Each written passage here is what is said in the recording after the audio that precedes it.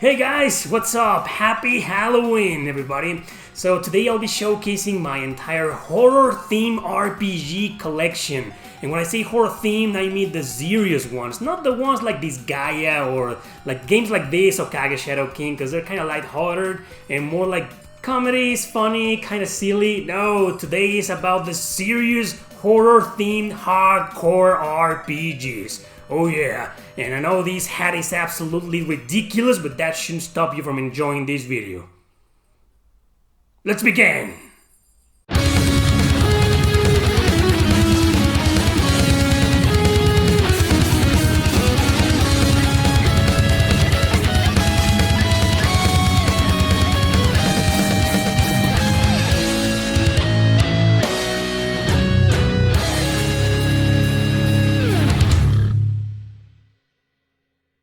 Alright guys, this is the first picture I want to talk about. This has some of the games that I've covered to death, like Eternal Poison, Shadow Hearts 1 and 2, not Shadow Hearts 3, also known as From the New World. That game, I don't see anything, horror-ish or gothic or whatever. That's when the series went to a completely different direction. The game is very goofy.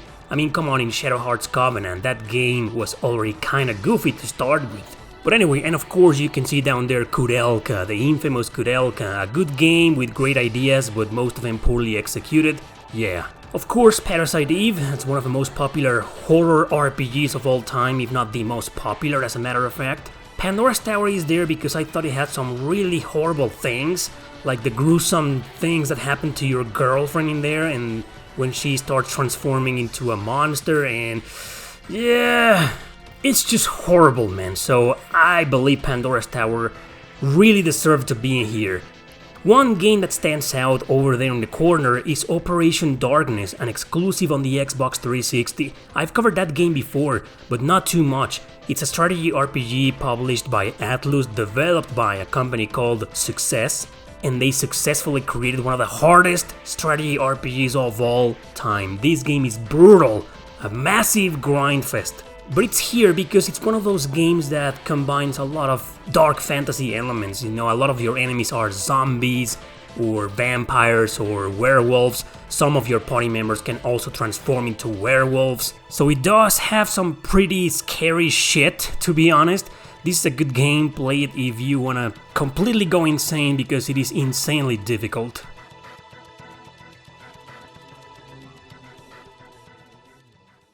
Moving on to the next picture, we have some games that are very, very popular while others are very, very obscure. Drakengard 3, to be honest, I just put it there because I included the game on my top 10 RPGs for Halloween video. If you didn't watch that 2 years ago, you can watch it at the end, I'll leave it there. I don't know, man, I don't think it's a game that's horror. It just has a lot of gore and blood and a very dark sense of humor. But yeah, it shouldn't even be here. And I know you've already noticed The Witcher 3 down there. Well, that's a game that actually takes place in a dark fantasy universe. It's not really a horror game at all, it's more in the vein of games like Kingdoms of Amalur Reckoning, or Trinity, Souls of Zilol, or Kingdom Under Fire on the 360. None of them are horror games per se, they just take place in a dark fantasy universe. But anyway, let's go back up there with Folklore, and that's a game that used to be pretty unknown, a hidden gem. Nowadays it's very popular because it's one of those games that features in a lot of hidden gems videos, and it's also currently one of the most expensive RPGs on the PS3. Now, Tokyo Twilight Ghost Hunters is one of those cross-genre games mixing RPG, visual novel, and puzzle elements. But basically the idea is that your character, which is a high school student, joins a ghost hunters organization, and that's exactly what they do. Hunt ghosts. Yeah, some pretty scary ghosts here and there, some of the stories are very dark and cryptic. I do recommend this game mainly for its story, but right now, look at this right now, this is the battle system, it's like a strategy RPG and it's just very weird, very hard to get into. This game is just very, very niche, it's also on PS4 and PC and the PS Vita. Moving on to Code Vein, pretty popular game, not exactly what I will call 100% horror, but yeah, some pretty horror stuff in there, there's a lot of gothic stuff in there, yeah. Crystar, that's a game that I want to talk about. I've covered this game a few times before. it isn't exactly horror. It's just very dark, and it takes place in a very dark place, which is the real purgatory. But it is a little bit Halloween-esque. I mean, if you play this game, you'll notice how the characters are dressed up, how the purgatory looks, how some of the enemies look. It's just, it has a lot of horrible things, but since the game focuses way more on the struggles the girls are going through, it kinda makes you forget that this is actually another dark fantasy type of RPG.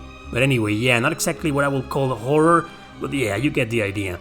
Mistover, and down there you see Darkest Dungeon. Mistover is pretty much anime Darkest Dungeon. It's a straight up clone, just has a slightly different battle system. I've covered this game before a few times. As you can see right here, it has a different battle system. It's also turn-based, but your characters are on one side of the screen, like in not exactly top-down view, but in that view, I don't know what to call it, and all the enemies are on the other side.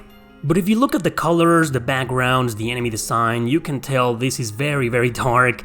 It's also, you know, a very Halloween-esque type of game.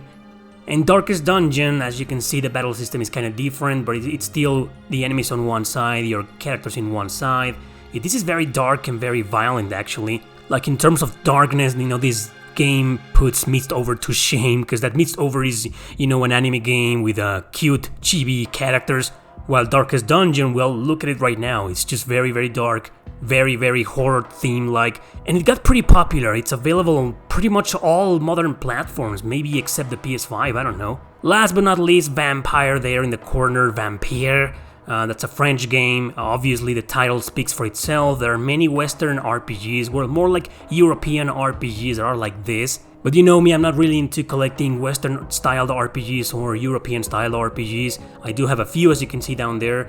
Vampire is a game that I do recommend. It's very quest-driven. You control a vampire, and every decision you make, whose people you suck blood off, makes a lot of impact on the story. Yeah, this is one of those games where, I mean, it's a true role-playing game. Your decisions matter a lot, influence the outcome of the story, the endings, the routes, the events, everything. And it's a pretty decent game. I do recommend this game too.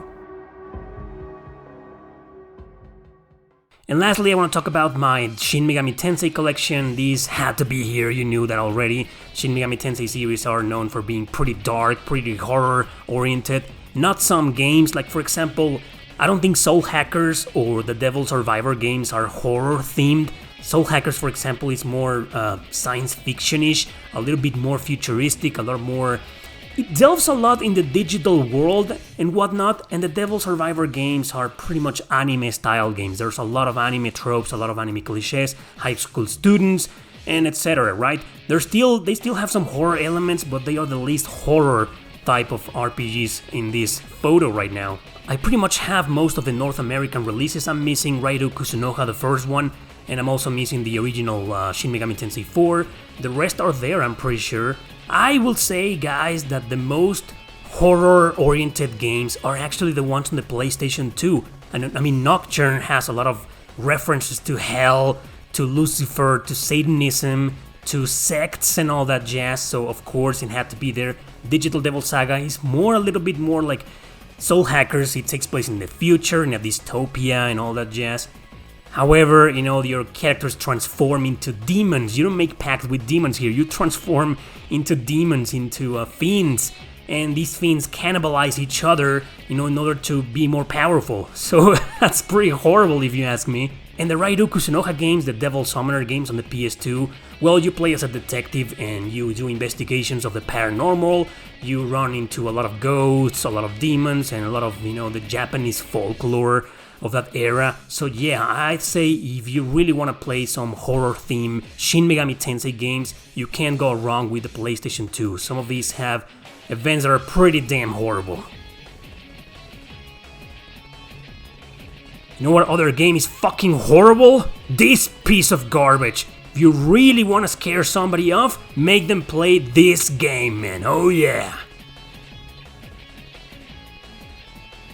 So that's it, guys. Those are all the horror RPGs that I own in my collection. I'm pretty sure you watched that Halloween video I did a couple of years ago. If you haven't, I'm gonna leave that video at the end of this one, so make sure to give it a watch. Remember that my books are available on Amazon. Link to them in the description below, and these two specifically are horror-themed books. Oh yeah, perfect for this season. Thanks for watching once again, everybody. See you next time.